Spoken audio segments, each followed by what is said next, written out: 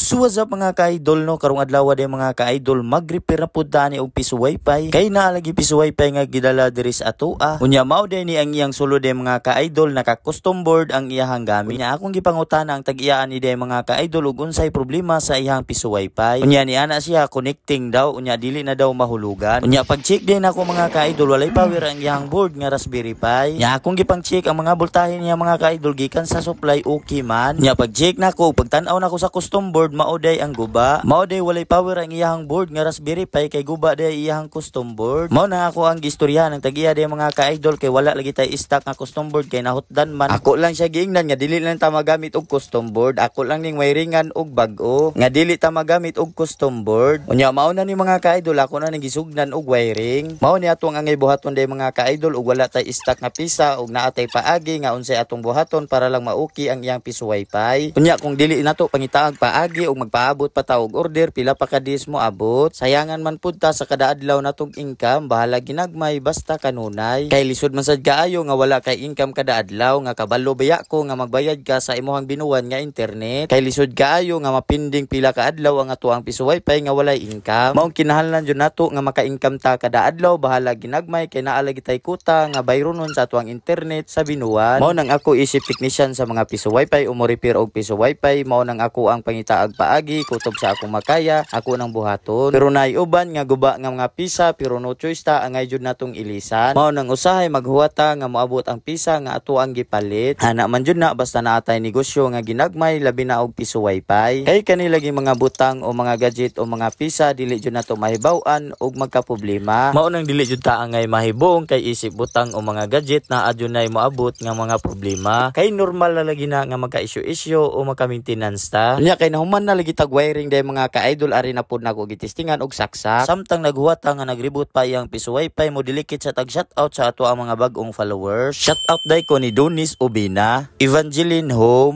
Jonas Sato B Studio, Rosinda Alfinte, Ro08 Mix Vlog, ug ni Rodrigo Torion Jr., Jan Ethan Literatos, Gilbert Kotamura, ug ilabi na ni Dibs. Ug salamat din yung mga ka-idol sa walay puas sa pagsuporta. Unya ari na pod nahuman og reboot ang iyang piso wifi ug ari na pod nato gitistingan og connect. Unya ni kuha ta anig barya de mga ka-idol o sinsiyo kay atong testingan og hulog. Unya kay nakakuha naman tag sinsiyo de mga ka-idol, ari na pod nato testingan og hulog. Unya pag hulog day na kog sinsiyo ani mga ka-idol, action kog kabalaka kay wala ni credit sa ato ang cellphone ang sinsiyo nga ato ang gihulog. Mura, ay credit. Unya diri pod nako gitrouble day mga ka-idol ug unsay problema nganong wala ni credit. Mao day wala ni credit mga ka-idol kay lahi day yang pin ang iyang gigamit. Maong ako na pod gi-change pin mga ka-idol ug unsay iyang gigamit nga pin mao ako ang gibutang. Mao nang pagsunod na kog testing og hulog, okay na siya mga ka-idol.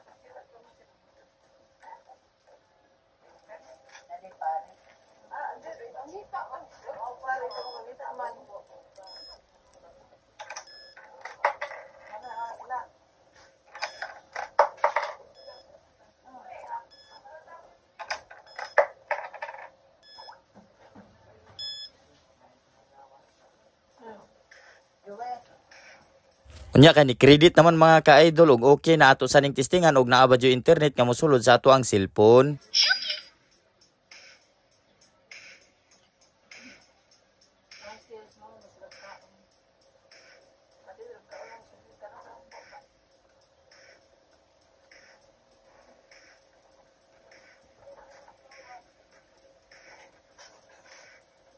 Unya kay naa na may internet nga nisulod sa ato ang cellphone de mga ka-idol ug nakita nato, ari na lang kutob di atong video de mga ka-idol no. Salamat sa pagtanaw, paglantaw ug ayaw kalimot sa pag-share ug pag-react sa ato ang mga video de mga ka-idol ug God bless to all.